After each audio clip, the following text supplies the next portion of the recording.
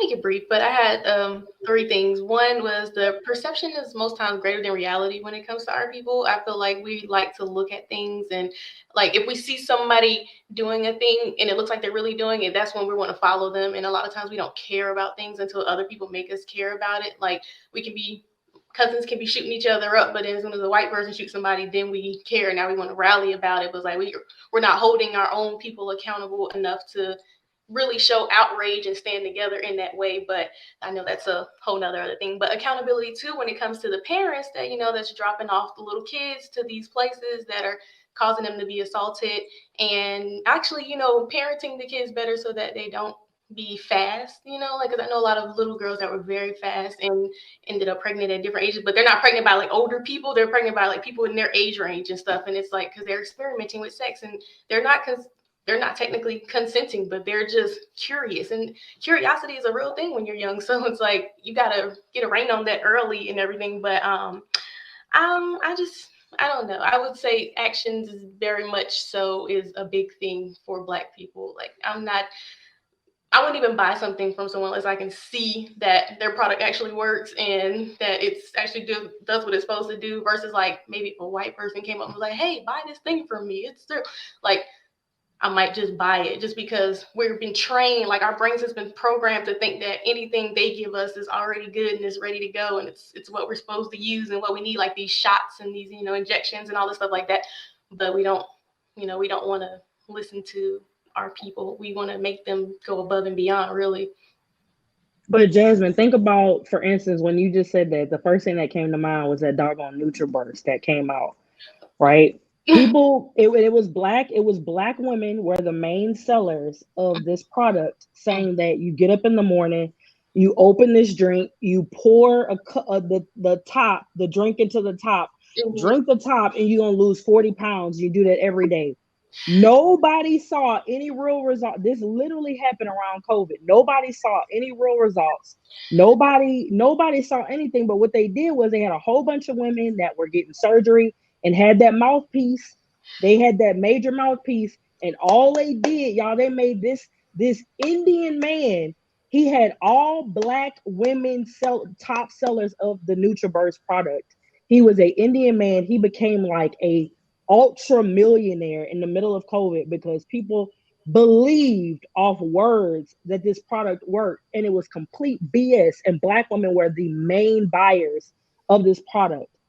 But see, they, Hundreds of millions of dollars in COVID. Now you won't even see NutriBurst. In 3 years, the company is non-existent anymore. but see, they thought So they didn't know that, about the surgeries. They didn't know that was happening. Like that's the veil. no, but none of the products were proven to be true, and no one saw any action behind anybody losing any weight from it. But he had, again, that pimp talk will get us every time in buying something where we really don't know if it's even true or not.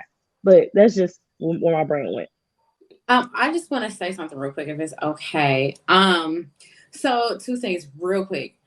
I feel like as Black people, we need to move away from the term fast. I know we all grew up in, hearing people say, "Oh, y'all are fast," or using the term fast, but I honestly feel like that's dangerous language because it makes us put a bias on young Black women who are experiencing sexual abuse or Oh, experiencing Jesus Christ. abuse. Hold on, Franny, And let her finish. Let her finish. excuse me, calm down. What I'm saying is this: I feel like it's dangerous for us to use that term because we tend to invalidate young Black women's experiences because we're trying to basically say that it's their fault that it happened to them. So I feel like we need to move away from that term. Also, as pertaining to like the NutriBurst and stuff like that, I feel like I remember watching Khloe Kardashian really doing that first. But I think that I feel like, and I'm not saying that this is what you're doing. I'm just saying what I'm hearing. It sounds like we're like blaming Black women because they were being preyed on for being the most impoverished and like, I feel like that Indian guy, in a way, possibly targeted Black women specifically to like sell this stuff because, I mean, just in general, Black people are, we are most financially, impoverished. So it's kind Audrey, of like he.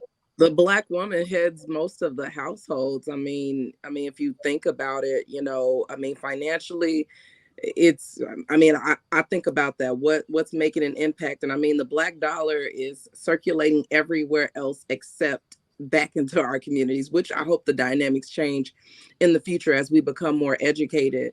But yeah, I totally can partner with that whole NutriBurst thing. And, I even had some, but I got it for the purposes. And I was like, okay, I'm in the house COVID. At least I know I'm getting vitamins, but I didn't know about the weight loss part of that component.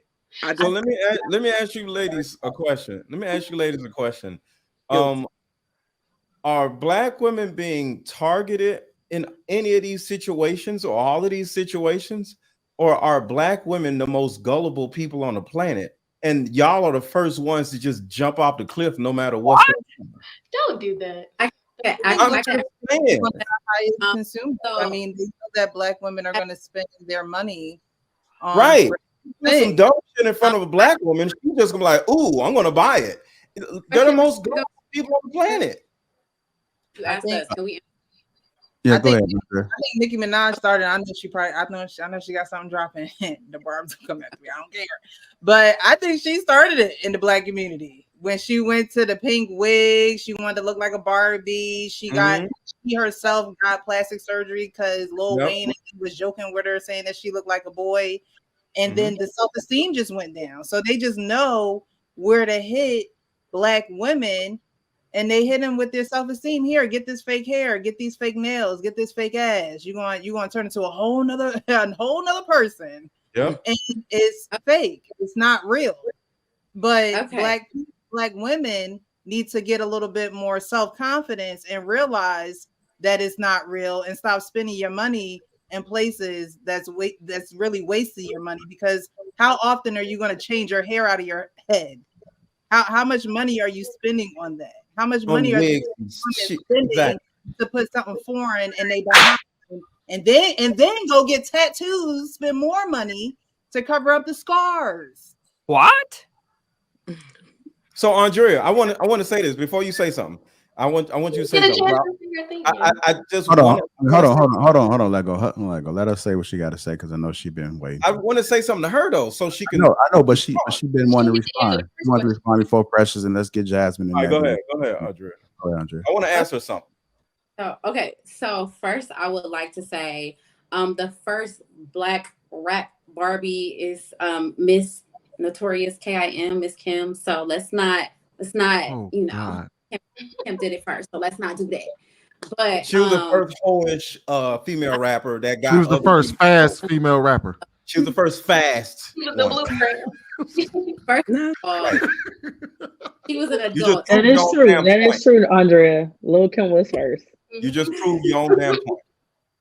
So okay. And y'all see how she she was that queen, that Barbie queen.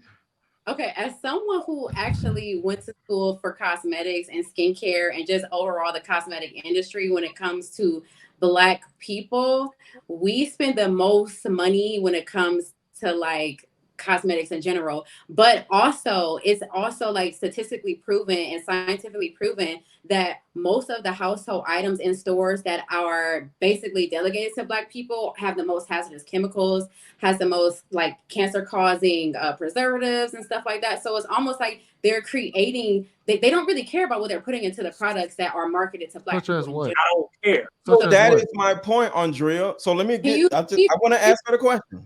Hold on. Go. Are you not done? No. I thought you were done. Go ahead. I'm sorry. Go ahead. So what I'm saying is that we're placed in unfair, like we have a disadvantage already, but because of the fact that we have been through so much trauma as a people, where it wasn't always beautiful to be Black, it wasn't always beautiful to have, full natural hair. A lot of times we had to assimilate to get jobs. So a lot of Black people are wearing weaves and assimilating to pick up these jobs because they're kicking kids out of school just for having dreadlocks. So there's news anchors who are getting fired because they're wearing their hair in braids. So I feel like that's not necessarily true, Andrea. Excuse me. That's not necessarily true. Hold on, wait. I just want to let her finish. I'm almost done. I'm saying we have these conversations, I feel like we need to give our people more grace instead of penalizing them for being in a disadvantaged situation in the first place. It's almost like saying, put on your boots.